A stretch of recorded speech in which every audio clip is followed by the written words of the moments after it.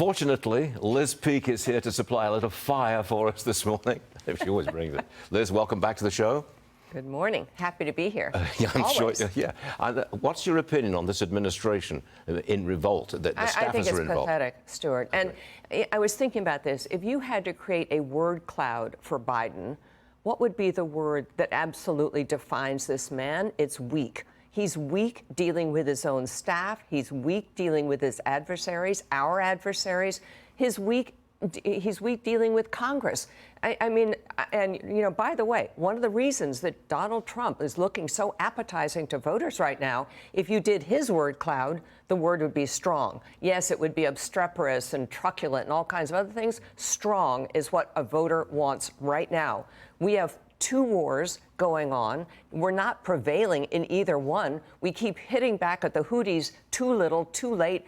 I mean, it's really appalling to me. And if he can't manage his own staff at the White House, shame on him. I haven't heard a word out of him about this proposed walkout It's or this pathetic. anonymous letter. He said nothing. He doesn't say anything to anybody. He's not there. He's not around. I don't see him. He's not there in a big sense. Okay. Yes. I'll move on because Yes, you've got a do. very interesting op-ed about Biden's trillion-dollar climate agenda. You say it's blowing up and John Kerry has a lot to answer for. Make your case. Well, I don't think people realize how much money the United States is committing and has committed to this green agenda of Joe Biden. Bloomberg ran a piece last summer saying, guess what? The Inflation Reduction Act, supposedly $380 billion bill, is actually obviously not an Inflation Reduction Act, but also it could be as much as $1 trillion because a lot of the tax credits and so forth in that bill are uncapped. Well, where is the money going? Does anybody care where the money's going? I'm not surprised John Kerry's leaving because, A, he has failed in his primary mission,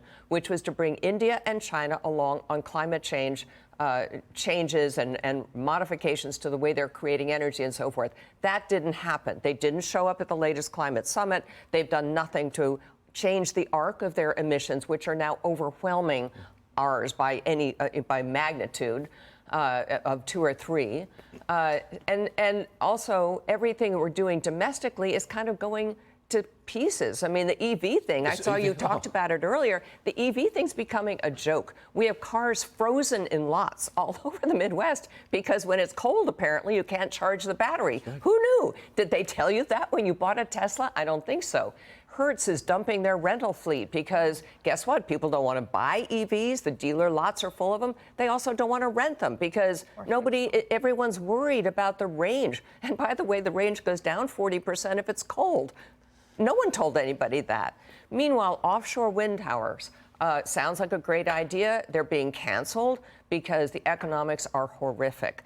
Meanwhile, let's really kind of take a step back.